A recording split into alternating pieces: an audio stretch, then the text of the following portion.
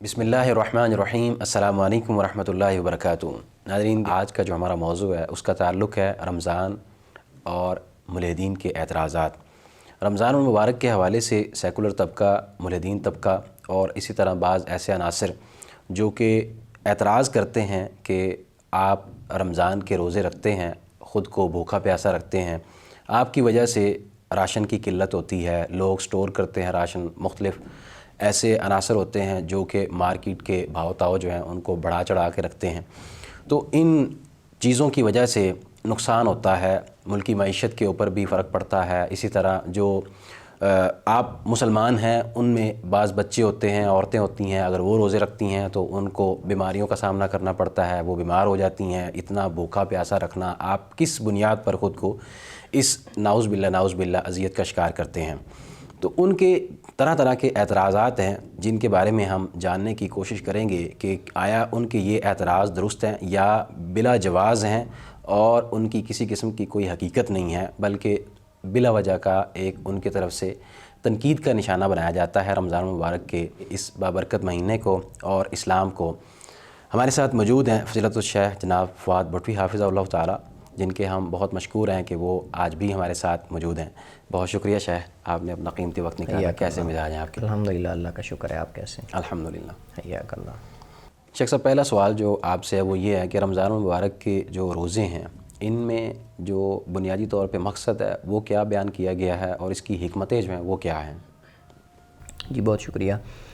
الحمدللہ رب العالمین والصلاة والسلام علی اشرف الانبیاء والمرسلین نبینا محمد وعلی آلہ واصحابہ اجمعین، اما بعد۔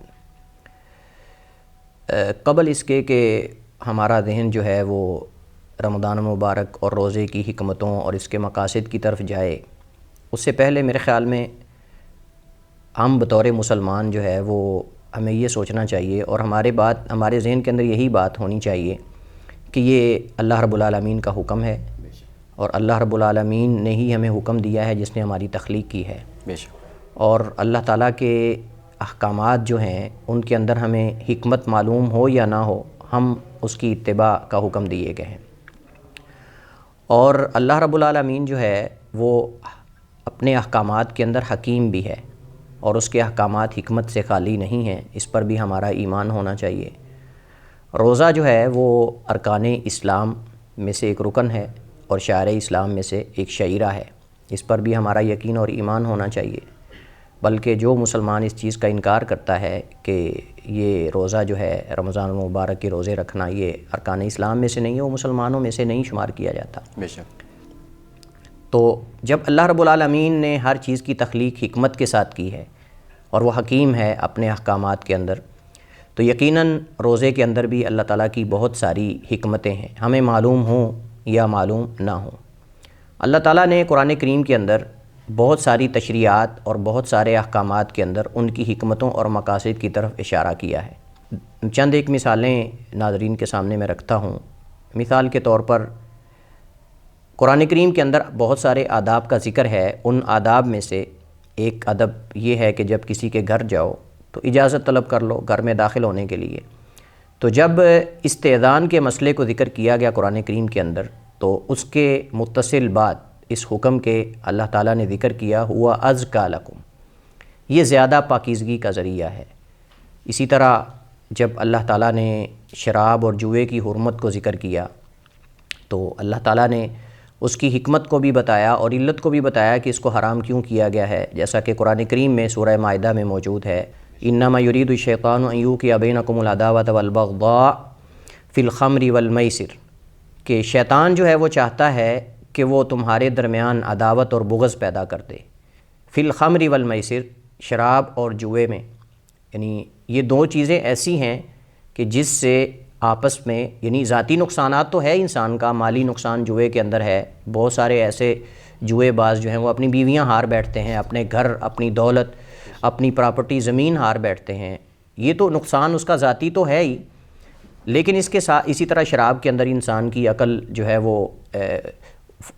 فاقد ہو جاتی ہے، زائل ہو جاتی، ختم ہو جاتی ہے۔ یہ اس کے ذاتی نقصانات کے علاوہ اور بھی نقصانات ہیں، اور وہ ہے آپس میں معاشرتی نقصانات، معاشرے کے نقصانات۔ وہ یہ ہیں کہ یہ شیطان چاہتا ہے کہ تمہارے آپس میں بغض اور عداوت پیدا کر دے۔ بے شک۔ اور اسی طرح صرف یہ نہیں بلکہ اس کا تعلق عبادت کے ساتھ بھی ہے۔ اللہ تعالیٰ فرماتا ہے وَيَصُدَّكُمْ عَنْ ذِكْرِ اللَّهِ وَعَنِ الصَّلَاةِ فَهَلْ أَنْتُمْ مُنْتَهُونَ، اور وہ تمہیں نماز اور اللہ کی ذکر سے بھی غافل کرنا چاہتا ہے، تو بس کیا تم رکنے والے ہو؟ یعنی تمہیں جب یہ علت اور حکمت اور مقاصد کا پتہ چل گیا ہے کہ اللہ تعالیٰ نے کیوں شراب اور جوے کو حرام کیا ہے، تو کیا تم اسے رکنے والے ہو؟ اب یہاں بھی اللہ تعالیٰ نے حکمت کو بیان کیا ہے اور علت کو، وجہ بیان کی ہے کہ کیوں یہ چیزیں حرام کی گئی ہیں۔ اس طرح قرآن کریم میں متعدد اس کی مثالیں ہیں۔ تیسری مثال جو ہمارا موضوع ہے رمضان المبارک کے حوالے سے، اللہ تعالیٰ نے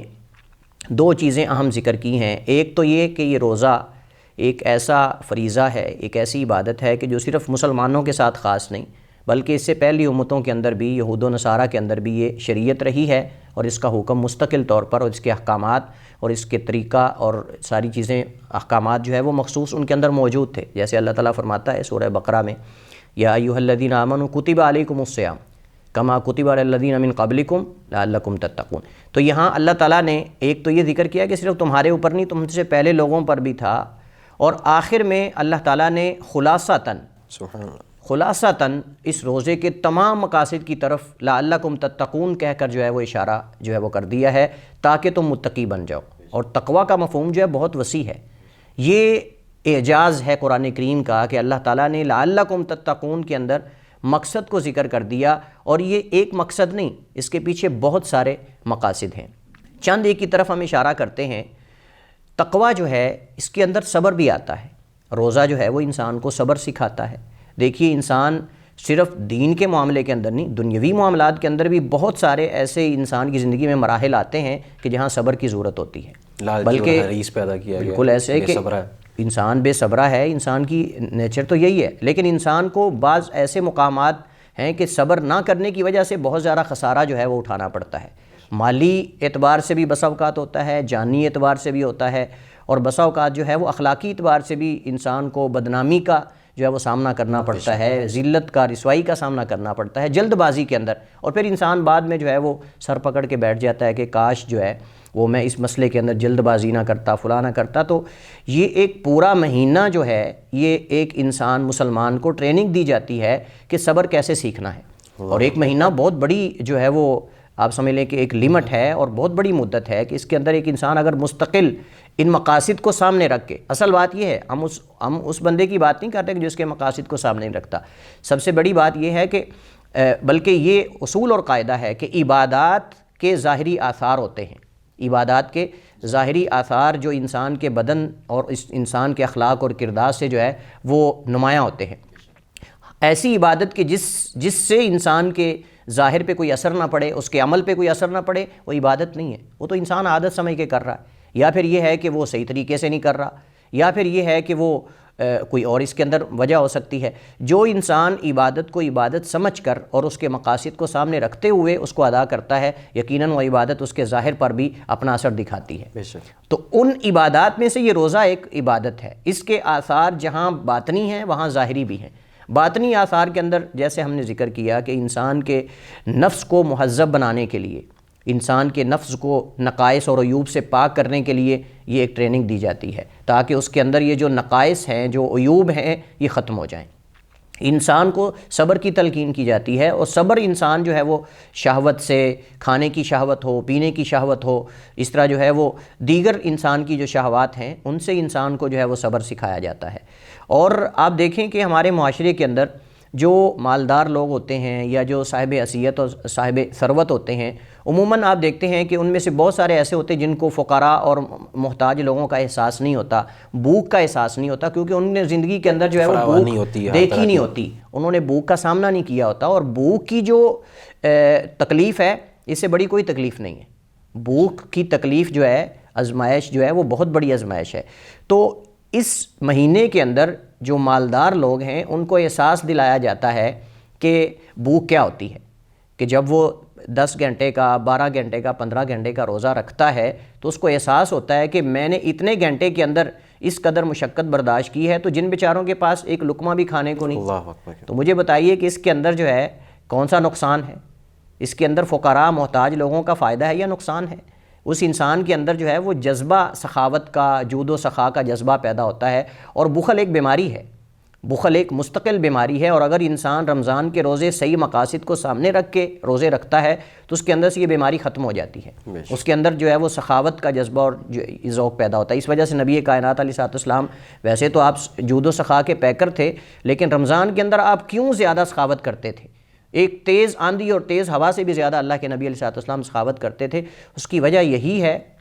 کہ رمضان انسان کے اندر سے جو ہے وہ، نبی علیہ السلام تو پہلے ہی بخل سے پاک تھے، لیکن ایک عام انسان اگر اس کے اندر یہ بیماری ہے بھی تو بیماری جو ہے اس سے ختم ہو جاتی ہے۔ بخل کی بیماری، بدنی بیماریاں اس کے اندر سے ختم ہوتی ہیں۔ ایسے اتنے زیادہ، اور سب سے بڑی اہم بات جس کی طرف ہمارا ذہن نہیں جاتا، اور وہ یہ ہے کہ انسان کو امانت جو ہے اس کی پاسداری اور امانت کا خیال کرنے کی تربیت دی جاتی ہے۔ کیسے؟ امانت دیکھیں، امانت صرف یہ نہیں ہوتی کہ آپ کے پاس کسی نے کوئی چیز رکھی ہے آپ اس کا خیال کریں، امانت اپنے عہدے کا خیال کرنا، اس کے اندر بھی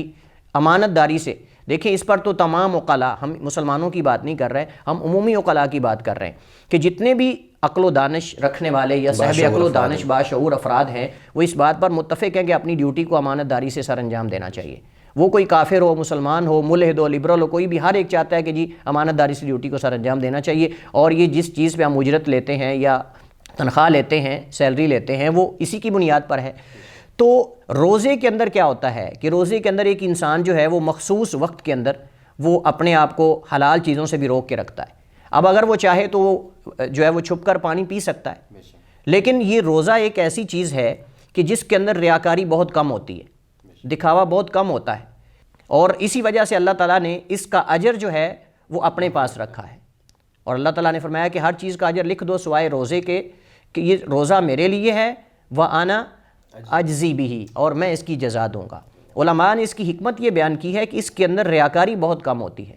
تو ایک انسان جب اپنے اللہ رب العالمین سے ڈرتے ہوئے، حالانکہ لوگوں سے تو اس کو ڈر ہی نہیں، چھپ کے پی سکتا ہے پانی، کون سا اسے کو دیکھ رہا ہے، لیکن اللہ سے ڈرتے ہوئے جب وہ اپنے آپ کو حلال چیزوں سے بھی اس کے حکم کے مطابق روک کے رکھتا ہے، اس کے اندر امانت جو ہے وہ، اس کا جذبہ امانت داری، اس کے پاس رکھنا، ڈیوٹی کو امانت داری سے ادا کرنا۔ اگر کوئی والد ہے تو اپنی جو اس کی ذمہ داریاں اور اس کے جو کام ہیں گھر کے اندر، سرپرستی ہے، اس کو کما حقوق ادا کرنا۔ اگر کوئی والدہ ہے تو اپنے بچوں کے حوالے سے جو ذمہ داری ہے اس کو امانت داری سے ادا کرے۔ اگر کوئی ٹیچر ہے، اگر کوئی حکمران ہے، کوئی بھی ہے، تو اس کو اس کے اندر امانت کو کما حقوق ادا کرنے کا سبق دیا جاتا ہے کہ کوئی بھی اگر نہیں دیکھ رہا تو کم از کم اللہ رب العالمین کی ذات تو اس انسان کو دیکھ رہی ہے۔ اور اسی طرح یہ صرف زبان کی شہوت سے روکنا نہیں ہے کھانے کے اندر، بلکہ اس کے اندر اعضاء کی شہوت سے بھی روکنا ہے۔ جو بندہ یہ سمجھتا ہے کہ صرف روزہ جو ہے وہ زبان سے کھانے پینے سے اپنے آپ کو روکے رکھنا ہے، تو یہ روزہ اس کا مقصد ہی نہیں، اس نے مقصد کو ادا ہی نہیں کیا۔ اور اسی وجہ سے نبی کائنات علیہ السلام نے فرمایا کہ صحیح بخاری کے اندر حدیث ہے، اور یہ الفاظ صحیح بخاری کے، صحیح مسلم کے اندر بھی اس کے قریب الفاظ کے ساتھ حدیث موجود ہے۔ نبی کریم علیہ السلام نے فرمایا کہ وَالصِّيَامُ جُنَّةٌ، اور ایک بعض روایات میں آتا ہے الصَّوْمُ جُنَّةٌ، کہ روزہ جو ہے یہ ڈھال ہے۔ کس چیز سے ڈھال ہے؟ شہوات سے، گناہوں سے، اور اسی طرح جو ہے وہ کئی چیزوں سے یہ ڈھال ہے۔ اور نبی کریم علیہ السلام نے جہاں یہ فرمایا کہ روزہ جو ہے وہ ڈھال ہے، نبی علیہ السلام نے فرمایا کہ جب تم میں سے کسی ایک روزے کا دن ہو تو وہ فحش گوئی نہ کرے، فحش گوئی نہ کرے، اور نہ ہی چیخو پکار کرے، یعنی چلائے، دوسروں سے جھگڑا کرے اور آوازیں بلند کرے۔ اور پھر نبی علیہ السلام نے فرمایا فَإِن سَابَّهُ أَحَدٌ أَوْ قَاتَلَهُ فَلْيَقُلْ إِنِّي امْرُؤٌ صائم، اگر اس سے کوئی گالی دے اسے، یا اس کے ساتھ کوئی لڑائی جھگڑا کرے، اس کے ساتھ قتال کرے، تو آگے سے کہے کہ میں تو روزے دار ہوں۔ یہ دیکھیے آپ اس حدیث کے اندر کس قدر جو ہے وہ بہترین انداز میں روزے کی حکمت کو بیان کیا گیا ہے کہ روزہ ڈھال ہے۔ پھر فرمایا کہ اگر تم میں سے کوئی روزے میں ہو اور اس کے روزے کا دن ہو تو اس کو چاہیے فحش گوئی نہ کرے۔ اس کے اندر صرف اس کا ذاتی فائدہ نہیں ہے، معاشرے کو نقصان نہ پہنچائے، دیگر افراد کو نقصان نہ پہنچائے۔ یہ تربیت ہے نا۔ ایک مہینہ جب وہ اپنے آپ کو گالی گلوچ سے روک کے رکھے گا، اپنے آپ کو جو ہے وہ چیخ و پکار اور یہ جو آوازیں کسنا اور اس طرح جو ہے وہ شور و غل کرنا، اپنے آپ کو اس سے جب لڑائی جھگڑے سے روک کے رکھے گا، اپنی زبان کو، اپنے ہاتھ کو، ان سب چیزوں کو، تو ایک مہینے کے بعد اس کے اندر ایک آپ سمجھ لیں کہ تحمل اور بردباری اور صبر ہوگا، اور ساتھ ساتھ یہ ہے کہ وہ معاشرے کا بہترین فرد بن جائے گا، اور یہ ایک تربیت ہے۔ تو اسی طرح نبی کریم علیہ السلام نے دوسری حدیث کے اندر فرمایا کہ جو آدمی روزے کی حالت میں جو ہے وہ جھوٹ اور جھوٹ پر عمل کرنا، من لم یدع قول الزور والعمل بھی فلیس للہ بحاجہ من ان یدع طعامہ و شرابہ، کہ جو شخص جو ہے وہ جھوٹ اور جھوٹ پر عمل کرنا نہیں چھوڑتا، جھوٹی بات کو نہیں چھوڑتا، تو اس کے کھانا پینا چھوڑنے کا کوئی اللہ تعالیٰ کو حاجت و ضرورت نہیں ہے۔ کتنی بہترین حدیث ہے، اس کے اندر بہترین انداز میں اختصار کے ساتھ جو ہے روزے کے مقاصد کی طرف اشارہ کیا گیا ہے کہ ایک انسان جھوٹ اور جھوٹ پر عمل کیا ہے کہ آپ جو ہے وہ دھوکہ نہ کریں، فراڈ نہ کریں، ملاوٹ نہ کریں، آپ جو ہے وعدہ خلافی نہ کریں، آپ جو ہے وہ خلاف واقع کوئی بات نہ، یہ ساری چیزیں اس کے اندر آتی ہیں۔ تو یہ بھی ایک جو ہے وہ انسانی نفوس کو مہذب بنانا اور ان کو نقائص اور عیوب سے جو ہے وہ پاک کرنا ہے۔ اور اسی طرح اس سے جو ہے وہ اخلاص انسان کو ملتا ہے۔ اخلاص جو ہے وہ روزے سے ہی حاصل ہوتا ہے کہ انسان جو ہے وہ کھانا پینا چھوڑتا ہے صرف اللہ تعالیٰ کی ذات کے لیے۔ تو جہاں ہم نے کہا کہ ریاکاری اس کے اندر بہت کم ہے، وہاں ریاکاری جب کم ہوگی تو اخلاص آئے گا انسان کے اندر، اور اخلاص آئے گا تو انسان صرف نماز روزہ ان چیزوں کو نہیں بلکہ اپنے دنیاوی جو معاملات ہیں جو دوسرے انسانوں کے ساتھ اس کے جو ہے وہ جڑے ہوئے ہیں ان کو بھی امانت داری سے اور احسن طریقے سے جو ہے وہ سر انجام دے گا۔ اسی طرح یہ تو ہم بات کر رہے ہیں نا عمومی باتیں جو ہم جانتے ہیں۔ دنیا کے اندر ایک عام رپورٹ کے مطابق تقریباً 350 ملین افراد ایسے ہیں کہ جو ذہنی جو ہے وہ آپ سمجھ لیں کہ پریشانیوں کا شکار ہیں، ڈپریشن کا شکار ہیں، اضطرابیت کا شکار ہیں، اور اسی طرح آپ سمجھ لیں کہ وہ سائیکو ہیں، آپ یہ کہہ سکتے ہیں۔ تقریباً 350 ملین ہمارے معاشرے کے افراد تمام عمروں کے ایسے ہیں کہ جو اس بیماری کا شکار ہیں، اور ماہرین ڈاکٹر حضرات اور اطباء اس بات پر متفق ہیں کہ روزے سے انسان ڈپریشن سے نکل جاتا ہے، اور یہ جو نفسی اضطرابات ہیں اور اشکالات ہیں اس سے انسان جو ہے وہ دور ہو جاتا ہے۔ یہ تو بات ہم کر رہے ہیں نا ایک اضطرابات نفسی، جو انسان کی نفسی اضطرابات اور جو ڈپریشن کے لوگ شکار ہوتے ہیں ان کے لیے اس کے علاوہ خون کے اندر انسان کے جو اضافی جراثیم اور انسان کے معدے کے اندر دیکھیں، ایک انسان جب پورا سال کھاتا ہے نا، ہم کوئی روٹین نہیں ہوتی ہمارے کھانے پینے کی، کوئی ہماری کھانے پینے کی روٹین نہیں ہوتی، ایک دم بس شروع ہو جاتے ہیں سارا دن، کوئی وقفہ نہیں، کوئی بریک نہیں، کوئی یعنی اسلام نے اصول بتائے ہیں۔ اسلام نے تو سحری کے اندر، افطاری کے اندر نبی علیہ السلام نے اپنی سنت سے ہی بتایا کہ افطاری کیسے کرنی، سحری کرنی، تو اسلام نے اصول بتائے ہیں۔ تو انسان سارا سال کھاتا ہے تو انسان کا معدہ جو ہے، اور اس پہ تمام اطباء متفق ہیں۔ دیکھیں اب اگر یہ لوگ طب کو نہیں جانتے، اعتراض کرنے والے یا ان چیزوں کو نہیں جانتے، تو اس میں ہمارا کیا قصور ہے؟ یعنی ایک انسان جس پر تمام اطباء کا اتفاق ہے وہ ان کو چھوڑ کے کہے کہ اس کے اندر نقصان ہے، جو دوسری طرف باقاعدہ ڈیٹنگ کرتے ہیں، باقاعدہ جم جوائن کرتے ہیں، سارا کچھ کرتے ہیں، تو ہم یہ بات کر رہے ہیں کہ اس کے اندر جو ہے وہ انسان کے معدے کے اندر جو ہے بہت سارے جراثیم اور زہر جسے کہتے ہیں نا، جو انسان کے بدن کے اندر پھیل کر کئی بیماریوں کا موجب بنتا ہے، وہ جمع ہوتا رہتا ہے۔ تو اس کو کنٹرول کرنے کے لیے، اس کا خاتمہ کرنے کے لیے یہ جو روزہ ہے، یہ کم از کم انسان کے معدے کو کچھ سکون آتا ہے ایک مہینہ۔ اور پھر اس طرح آپ نے دیکھا ہوگا کہ جو روزہ رکھ کے افطاری کے وقت ساری چیزیں جو چاہتے ہیں کہ وہ داخل کر لیں، وہ پوری دنیا کے پکوڑے، سموسے اور اس طرح مٹھائیاں اور سب کچھ، وہ بیمار ہو جاتے ہیں، سمجھ رہے نا۔ تو روزے کے اندر حکمت یہ ہے کہ انسان کو کم از کم ایک مہینہ ریلیکس جو ہے وہ کیا جائے، اس کو ریسٹ دی جائے، معدے کو، انسان کے بدن کو، اس کے اندر خون کے اندر جو جراثیم اور اس طرح انسان کے خون کے پروٹین وغیرہ، اس کے اندر بہت زیادہ فوائد ہیں، انسان کے بدنی فوائد ہیں، معدے کے فوائد ہیں، اور اس پر تمام اطباء جو ہے وہ متفق ہیں۔ لہٰذا یہ سب سے بڑی حکمت ہے۔ تو جہاں انسان کے روحانی فوائد ہیں وہاں بدنی اور جسمانی فوائد بھی ہیں، اور اس کے اندر بہت سارے مقاصد ہیں، ہم ان کو گننا چاہیں، شمار کرنا چاہیں، ہم ان کو شمار نہیں کر سکتے۔ چند ایک کی طرف صرف میں نے اشارہ کیا ہے۔ فقراء اور محتاج لوگوں کا اس کے اندر جو ہے وہ انسان کے دل کے اندر احساس پیدا ہوتا ہے۔ اسی طرح صبر، اور اس طرح جو ہے وہ زبان کی شہوت نہیں بلکہ دیگر شہوات اور اعضاء کی شہوات جو ہے اس پہ بھی انسان کنٹرول کرنا سیکھتا ہے۔ اور اس کے ساتھ ساتھ امانت کی پاسداری جو ہے انسان کے اندر، یہ بھی بہترین عادت جو ہے وہ، اور کئی مکارم اخلاق اور جو ہے وہ جو معاشرے کے اندر عقل مند لوگوں کے ہاں ادب سمجھے جاتے ہیں، ان کی بھی انسان کے اندر عادت جو ہے وہ پیدا ہوتی ہے۔ صحیح۔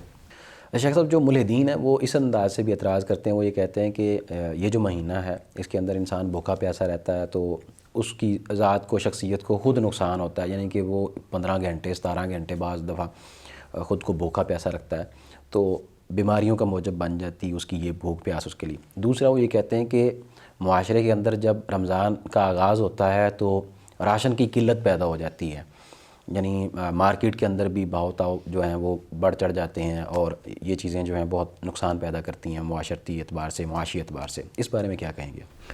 دیکھیے یہ فضول اعتراض ہے، اور میرے خیال میں ہم یہ کہہ سکتے ہیں کہ یہ اعتراض کوئی عقل مند انسان نہیں کر سکتا۔ اس طرح کی باتیں جو ہیں وہ عقل مند انسان نہیں کر سکتا۔ تھوڑا انسان اگر عقل کو استعمال کرے تو یہ اعتراضات آتے ہی نہیں، پہلی بات تو یہ ہے۔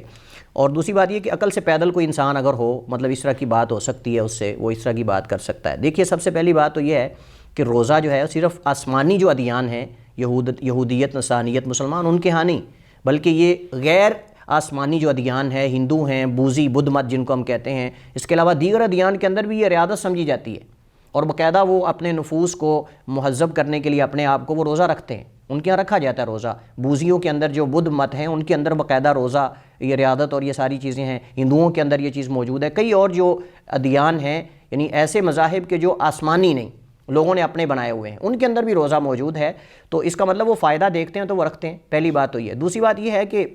یہ کہنا کہ رمضان کی وجہ سے راشن کم ہو جاتا ہے، اس کی قلت آتی ہے، تو یہ ایک فضول اعتراض ہے۔ اس کی وجہ یہ ہے کہ اس میں فرق یہ ہوتا ہے کہ مخصوص چیزیں جو ہیں وہ ایک ہی دفعہ ساری خرید لی جاتی ہیں، حالانکہ کھائی اسی انداز میں جاتی ہے، انسان جو پہلے کھاتا ہے وہ بھی کھا رہا ہے، بلکہ اس کے برعکس بہت ساری چیزیں استعمال ہی نہیں ہوتی، ایسی اس طرف دھیان نہیں جاتا۔ یعنی اگر پانی، جو مشروبات ہیں وہ زیادہ اگر استعمال ہوتے ہیں یا کھجور زیادہ استعمال ہوتی تو آٹا اور یہ چیزیں بالکل ہی استعمال نہیں ہوتی۔ آپ دیکھ لیں افطاری ٹائم کوئی کتنی روٹی کھا جاتا ہے، بہت کم، بلکہ بھوک نہیں لگتی، کچھ نہیں کھا، سحری ٹائم بھی دل نہیں کرتا، وہ رات کو افطاری اتنی کی ہوتی، پانی لوگوں نے پیا ہوتا ہے، اس سے جو ہے وہ، تو آپ دیکھیں کہ جو سارا دن، دوسری بات یہ کہ جو تقریبات پہ یہ لوگ پیسے اڑاتے ہیں، آپ ذرا اندازہ لگائیں اس کا، اور جو کھانے کا ضیاع کرتے ہیں اور جو فضول خرچی کرتے ہیں، وہ پیسوں کی ہو یا کھانے کی ہو یا پھر لائٹنگ کی ہو، یہ نظر نہیں آتی۔ بڑی عجیب بات ہے کہ ہمیں رمضان کے اندر جو روزہ رکھنے کے لیے راشن خریدا جاتا ہے اس سے تو بازاروں کے اندر قلت واقع ہو جاتی ہے، لیکن جو بڑے بڑے فنکشن ہوتے ہیں جو سال کے اینڈ پہ ہوں یا سال کے شروع میں ہوں، اور اسی طرح جو ہے وہ بڑی بڑی تقریبات ہوتی ہیں سالانہ اور ماہانہ، اور اسی طرح جو ہے وہ کرسمس ڈے اور پتہ نہیں کیا کیا چیزیں منائی جاتی ہیں، تو بتائیے اس پہ اخراجات نہیں ہوتے؟ اس پہ کتنا نقصان ہوتا ہے لوگوں کو، وہ لائٹ کا نقصان ہوتا ہے، وہاں مالی نقصان ہوتا ہے، وہاں بدنی نقصان ہوتے ہیں، فائرنگ کے ذریعے کئی لوگ مارے جاتے ہیں، شراب کے ذریعے کتنی شراب پی جاتی پوری دنیا میں، آپ ذرا اس کا صرف یورپ کے اندر ذرا ایسٹیمیٹ لگائیں، اور ان لوگوں کا یہ جو ملحدین ہیں، یہ جو لبرل ہیں، یہ کتنی شراب پیتے ہیں۔ کیونکہ ایک بات یہاں میں یہ ناظرین کے سامنے ذکر کروں گا کہ جب انسان کسی طاقتور ہستی پر یقین نہیں نہ رکھتا، اس انسان کی زندگی کے اندر سکون نہیں، اطمینان نہیں، تو جب ان کا کسی ذات اور ہستی پر یقین نہیں تو ان کی زندگی کے اندر اطمینان اور سکون نہیں، بے قراری، بے اطمینانی، بے چینی۔ اب یہ سکون اور چین پانے کے لیے شراب کا سہارا لیتے ہیں، نشے کا، ڈرگز وغیرہ استعمال کرتے ہیں، اس کے بغیر ان کو سکون نہیں ملتا۔ تو اس کے لیے مجھے بتائیے کہ کس قدر شراب جو ہے وہ بہائی جاتی ہے، کتنا نقصان ہوتا ہے، کیا انسان اور ان چیزوں کے احساس انسان کو نہیں کرنا چاہیے؟ تو اگر وہ رمضان کے لیے ایک ہی وقت میں راشن خریدا جاتا ہے اور وہی مخصوص چیزیں ہیں، اور وہ بھی ایک ہی، صاحب ظاہر ایک انسان تو وہی ہے جو پہلے کھا رہا ہے، وہ رمضان کے اندر بھی وہی کھا رہا ہے، اور اس میں مقصد بھی یہ ہوتا ہے کہ ہم اچھے طریقے سے اپنی عبادت کر سکیں، روزانہ کی بنیاد سارا دن بازار میں جانا، گرمی کے اندر، خصوصاً رمضان گرمی کے اندر آتا ہے تو سارا دن بازار میں آنا جانا، روزانہ سامان لے کے آنا مشکل ہے، تو اس کے لیے سہولت کے لیے کیا جاتا ہے، جو رکھا جا سکتا ہے، یہ نہیں اب سبزی تو روزانہ ہی لے کے آتے ہیں۔ اور تیسری بات یہ کہ ہمارا تو ایمان ہے کہ اس میں اللہ برکت ڈالتا ہے، ہمارا تو یقین ہے، ہم تو اسے اور دیکھتے بھی ہیں، ہم گھر کے اندر دیکھ لیں آپ، رمضان کے اندر اگر آٹے کی ہم بات کر لیں تو جس گھر کے اندر مثلا 10 زیادہ افراد ہیں، اگر وہ 1 من مانا کھاتے ہیں تو ان کے 1 من میں 10 کلو بڑی مشکل سے ختم ہوتا ہے۔ اسی طرح اگر ہم آٹے کے علاوہ دیگر جو راشن کی چیزیں ہیں، گھی ہے، دیگر چیزیں بہت کم استعمال ہوتی۔ مجھے بتائیے جس ملک کے اندر ماہانہ جو ہے وہ کئی ٹن آئل استعمال ہوتا ہو اور رمضان کے اندر اتنا کم ہو، یا آٹے کی بات کر لیں، تو فائدہ ہے کہ نقصان ہے؟ بلکہ جو ملٹی نیشنل کمپنی ہیں ان کی تو چاندی ہوتی ہے اگر دیکھا جائے تو، یہ جو یہی لوگ جو اعتراض کرتے ہیں ان کو فائدہ بھی تبھی ہوتا ہے، یعنی ان کی سیل بڑھ جاتی ہے۔ تو اسی طرح یہ ایک اور بڑی اہم بات ہے کہ یہ لوگ کہتے ہیں کہ جی حریت، آزادی،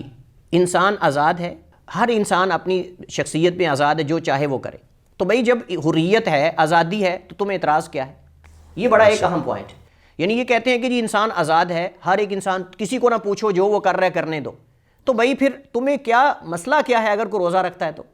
اگر کوئی کھاتا ہے تو اپنے پیسے سے کھا رہا ہے، تمہیں اس سے کیا پریشانی؟ یعنی ایک طرف تم حریت کی بات کرتے ہو، دوسری طرف تم اعتراض بھی کرتے ہو۔ اگر تمہارے اوپر کوئی اعتراض کرے کہ تم فحاشی کیوں پھیلا رہے ہو، اوریانی کیوں پھیلا رہے ہو، یہ اس طرح کی جو تم محفلیں اور یہ ساری چیزیں کرتے ہو، اس میں نقصانات ہیں اور یہ ساری چیزیں، تو تم کہتے ہو جی ہم حر ہیں، آزاد ہیں اور آزادی کی باتیں کرتے ہو، اور دوسری طرف میرا جسم میری مرضی کی باتیں ہوتی۔ اور اگر ہم روزہ رکھنے کی بات کرتے ہیں یا رمضان آتا ہے تو اعتراض ہو جاتا ہے۔ یہ حریت کے خلاف نہیں؟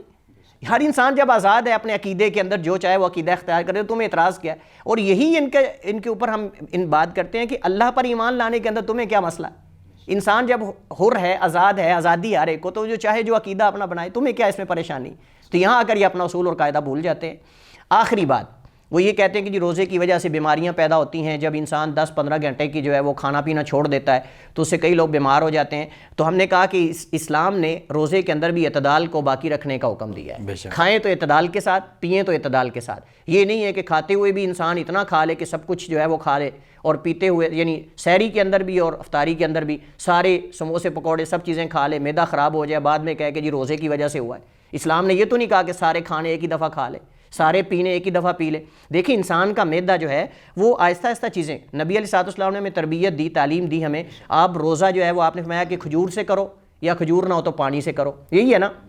اور باقاعدہ اطباء ڈاکٹر حضرات یہ بات کرتے ہیں کہ انسان جب معدہ خالی ہو تو اس کے لیے یہ جو مشروبات ہیں، یہ جو چکنائی والی چیزیں ہیں اور یہ چیزیں نقصان دیتی ہیں، اس کے لیے بہترین چیز جو انسان کے معدے کو فائدہ دیتی ہے یا پانی ہے یا کھجور ہے۔ تو حرارت کو جو ہے آپ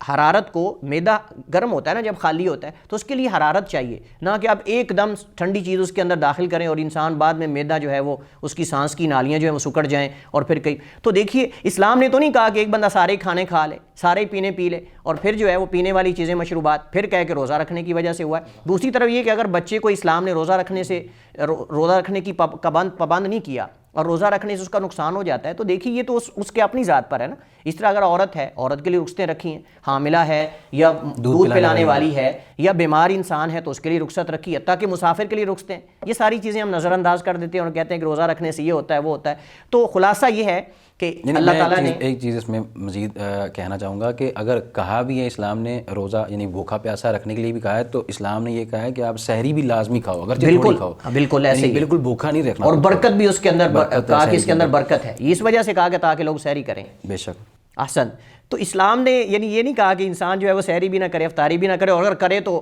ہر چیز ہی معدے کے اندر ڈال لے، صبح سے بھوکا رہے اور شام کو جو ہے وہ سارا کچھ ڈال کے اپنے پیٹ میں اور اس کے بعد بیمار پڑ جائے۔ ہاں، تو اس وجہ سے ہمارے مسلمان بھائیوں کو بھی چاہیے کہ وہ اعتدال کے ساتھ سحری اور افطاری جو ہے وہ کریں۔ یہ نہ ہو کہ انسان جو ہے وہ اعتدال سے بھی نکل جائے، حد سے بھی، اور بعد میں بیمار ہو جائے تو یہ سمجھے کہ شاید روزے کی وجہ سے ہوا ہے۔ یعنی ہم یہ کہہ سکتے ہیں کہ اس میں اگر مسلمانوں کا بعض ایسے جو غافل مسلمان ہیں وہ اگر اس طرح کوئی عمل اختیار کرتے ہیں تو یہ ان کی ذاتی غلطی اور غفلت ہوتی ہے جس بنیاد پر وہ بیمار ہوتے ہیں۔ جی بالکل، یعنی اسلام نے تو باقاعدہ سحری کھانے کو بھی لازم قرار دیا ہے کہ لازمی سحری، بلکہ یہ چیز میں ایڈ کروں گا کہ تمام اطباء بے شک عقل مند، یہ میں بات ہر دفعہ اس وجہ سے کر رہا ہوں کہ تمام باشعور عقل مند اطباء ڈاکٹر حضرات اس پر متفق ہیں، کافر ہوں مسلمان ہوں جو بھی ہوں، کہ روزے کے اندر فوائد ہیں اور اس کے اندر انسان کے بدنی اور روحانی جسمانی تمام قسم کے فوائد ہیں، اور اس پر باقاعدہ تحریرات ہیں، اس پر باقاعدہ لیکچرز ہیں، اس پر باقاعدہ کتابیں ہیں، سب کچھ ان کی اپنی موجود ہیں۔ ان کے جو دوسری طرف اللہ کے وجود کا انکار کرنے والے وہی اس بات کو بھی مانتے ہیں کہ اس کے اندر انسان کے معدے اور کئی فوائد ہیں۔ باقی الگ بات ہے کہ وہ جیسے کہتے ہیں میں نہ مانوں، یہ ایک الگ بات ہے۔ صحیح، بہت شکریہ شیخ، اللہ تعالیٰ آپ کے علم میں مزید برکت نازل فرمائے، آپ سے دین کا کام بہتر ہے، انشاءاللہ ہم آپ سے مزید رہنمائی حاصل کرتے رہیں گے۔ ناظرین کرام، یہ تھا ہمارا آج کا پروگرام جس کے اندر شیخ صاحب نے رمضان المبارک کے روزوں کے حوالے سے ان کے جو مقاصد ہیں، ان کی جو حکمتیں ہیں وہ بیان کیں۔ اس حوالے سے اگر آپ کا کوئی سوال ہو تو آپ کر سکتے ہیں، انشاءاللہ ہم دیگر موضوعات کے ساتھ بھی حاضر ہوتے رہیں گے۔ تب تک کے لیے آپ ہمیں دیجیے اجازت، اللہ حافظ۔